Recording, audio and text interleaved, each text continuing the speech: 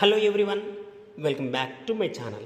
ఈరోజు మనం ఇండియన్ పాలిటీలోని కొన్ని ప్రాక్టీస్ బిట్స్ ఒకసారి చూద్దాం. ఒక దేశం లేదా రాజ్యంలోని ప్రజల జీవన విధానాన్ని తెలియజేసే సర్వోన్నత శాసనం లేదా మౌలిక చట్టాన్ని రాజ్యాంగంగా నిర్వచించాడు గ్రీకు తత్వవేత్త అరిస్టాటిల్. మొదటి ప్రశ్న, కాన్స్టిట్యూషన్ అనే ఇంగ్లీష్ పదం కాన్స్టిట్యూషియో అనే పదం నుంచి ఆవిర్భవించింది. ఇది ఏ భాషా పదం? కాన్స్టిట్యూషియో అనేది ఏ భాషా పదం అని అడిగాడు. Answer French. ప్రపంచంలో మొట్టమొదటి అతి చిన్న అత్యంత దృఢమైన రాజ్యాంగం ఏది?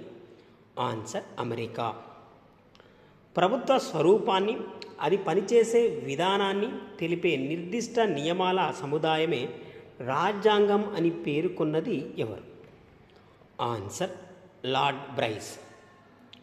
రాజ్యాంగతావాదాన్ని మొట్టమొదట ఏ కేసులో సుప్రీంకోర్టు గుర్తించింది? రాజ్యాంగతావాదాన్ని మొట్టమొదట ఏ కేసులో సుప్రీంకోర్టు గుర్తించింది? Answer Rameshwar Prasad versus union of India. Next question, రాజ్యాంగతావాదం అనేది చట్టపరమైన సూత్రమని సుప్రీంకోర్టు నిర్ధారించింది ఎప్పుడు? ఏ కేసులో నిర్ధారించింది అని అడిగాడు. Answer I R Coelho versus state of Tamil Nadu. ఏ చట్టం ప్రకారం బెంగాల్ గవర్నర్ హోదాను గవర్నర్ జనరల్ ఆఫ్ బెంగాల్గా నామకరణం చేశారు?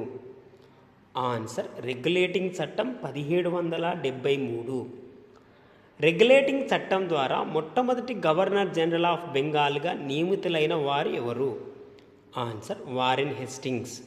1974లో ఒక ప్రధాన న్యాయమూర్తి, 3 ఇతర న్యాయమూర్తులతో కూడిన సుప్రీంకోర్టును బ్రిటిషర్లు ఎక్కడ ఏర్పాటు చేశారు? ఆన్సర్ కల్కత్తా. 1973 రెగ్యులేటింగ్ చట్టంలోని లోపాలను సవరించడం కోసం చేసిన సవరణ చట్టం 1781కి మరో పేరు? Answer act of settlement. Next question, British ప్రభుత్వం మొదటిసారి భారతదేశంలో బ్రిటిష్ పాలిత రాష్ట్రాలు అనే అంశాన్ని ఏ చట్టం ద్వారా ప్రస్తావించింది? ఆన్సర్ పిట్స్ ఇండియా చట్టం 1784. ప్లీజ్ ఫ్రెండ్స్, ఈ ఛానల్ మీకు యూస్ఫుల్గా ఉందని నేను భావిస్తున్నా. Please like, share and subscribe. Next question, Pitt's India చట్టం 1784ను భారతదేశంలో కొల్లగొట్టిన ధనాన్ని పంచుకోవడానికి చేసిన చట్టంగా ఎవరు పేర్కొన్నారు? Answer Karl Marx, Friedrich Engels. ఏ చట్టం ప్రకారం భారత్లోని మున్సిపాలిటీలకు చట్టబద్ధత కల్పించారు? ఆన్సర్ చార్టర్ చట్టం 1793. నెక్స్ట్ క్వశ్చన్, ఇండియాలో ఏర్పాటైన మొదటి మున్సిపాలిటీ ఏది? Answer Madras municipality. ఏ చట్టం ద్వారా బెంగాల్ గవర్నర్ జనరల్ పదవిని గవర్నర్ జనరల్ ఆఫ్ ఇండియాగా మార్చారు? ఆన్సర్ చార్టర్ చట్టం 1883. బ్రిటిష్ పాలనా కాలంలో దేశంలో మొదటి లా కమిషన్ చైర్మన్ ఎవరు? Answer lord Macaulay. భారత ప్రభుత్వ చట్టం 1858ని భారత ప్రజల స్వేచ్ఛ స్వాతంత్రాలకు మాగ్నా కార్టా వంటిదిగా అభివర్ణించింది ఎవరు? ఆన్సర్ విక్టోరియా మహారాణి. నెక్స్ట్ క్వశ్చన్, బ్రిటిష్ పార్లమెంటుకి ఎన్నికైన మొదటి భారతీయుడు ఎవరు? ఆన్సర్ దాదాబాయ్ నౌరోజీ. భారతదేశంలో ప్రత్యక్ష ఎన్నికలు ఏ చట్టం ద్వారా ప్రారంభమయ్యాయి? ఆన్సర్ కౌన్సిల్ చట్టం 1909. నెక్స్ట్ క్వశ్చన్, మత నియోజక గణాల పితామహుడిగా ఎవరిని పేర్కొంటారు? Answer lord Minto. రాష్ట్ర స్థాయిలో ద్వంద్వ పాలనను ఏ చట్టం ద్వారా ప్రవేశపెట్టారు? ఆన్సర్ భారత ప్రభుత్వ చట్టం 1935.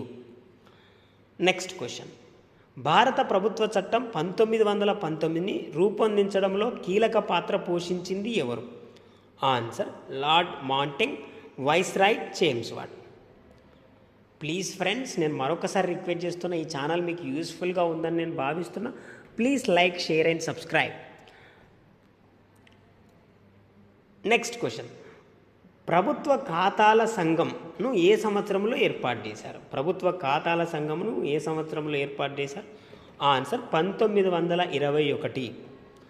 ఏ కమిటీ సూచన మేరకు 1921లో సాధారణ బడ్జెట్ నుంచి రైల్వే బడ్జెట్ను వేరు చేశారు? Answer Akbar committee. సైమన్ కమిషన్ను 1927లో ఏర్పాటు చేశారు. భారత ప్రభుత్వ చట్టం 1919 అమలు పరిశీలన, నూతన రాజ్యాంగ సంస్కరణను చేపట్టాల్సిన ఆవశ్యకతలపై దీన్ని ఏర్పాటు చేశారు. దీనికి గల మరో పేరేంటి?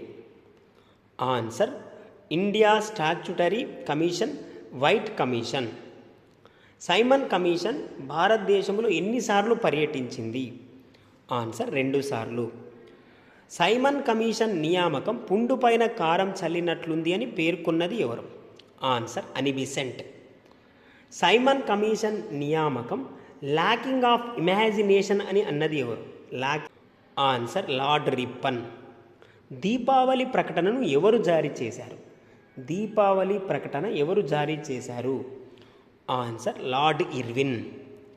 మొదటి రౌండ్ టేబుల్ సమావేశం 1930 నవంబర్ 12 నుంచి 1931 జనవరి 19 వరకు జరిగాయి.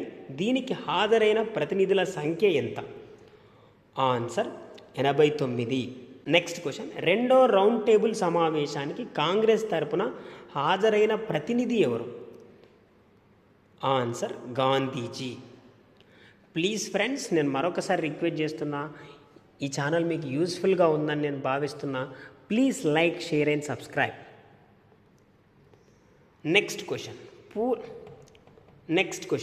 1932లో పూనా ఒప్పందం ఎవరెవరి మధ్య జరిగింది? Answer Gandhiji, Ambedkar. Next question, 3 round table సమావేశాలకు హాజరైన భారతీయులను గుర్తించండి. Answer B R Ambedkar, Mohammad Ali Jinnah. Next question, భారత ప్రభుత్వ చట్టం 1935 ప్రకారం కేంద్రానికి రాష్ట్రాలకు మధ్య 3 జాబితాల ఆధారంగా అధికార విభజన చేశారు. కింది వాటిలో సరైనది గుర్తించండి. ఆన్సర్ కేంద్ర జాబితా 59, రాష్ట్ర జాబితా 54, ఉమ్మడి జాబితా 36. నెక్స్ట్ క్వశ్చన్, ఆగస్టు ప్రతిపాదన 1940కి సంబంధించి తలుపునకు కొట్టిన మేకుల మృతపాయమైందని నెహ్రూ వ్యాఖ్యానించగా రొట్టె ముక్క అడిగితే రాయి ఇచ్చారు అని ఎవరన్నారు? ఆన్సర్ గాంధీజీ. క్రిప్స్ ప్రతిపాదనను దివాలా తీస్తున్న బ్యాంకు ముందస్తు తేదీ వేసిన చెక్కు అని ఎవరు విమర్శించారు? క్రిప్స్ ప్రతిపాదనలను దివాలా తీస్తున్న బ్యాంక్ ముందస్తు తేదీ వేసిన చెక్కు అని ఎవరు విమర్శించారు? ఆన్సర్ గాంధీజీ. ఇవి ఫ్రెండ్స్ ఇండియన్ పాలిటీలోని కొన్ని ప్రాక్టీస్ బిట్స్. మరికొన్ని ప్రాక్టీస్ బిట్స్తో మరొక వీడియోలో కలుద్దాం. ఈ ఛానల్ మీకు యూస్ఫుల్గా ఉందని నేను భావిస్తున్నా. ప్లీజ్ ఫ్రెండ్స్ లైక్ చేయండి, షేర్ చేయండి, అలాగే సబ్స్క్రైబ్ చేస్తారని ఆశిస్తున్నా. Thank you very much.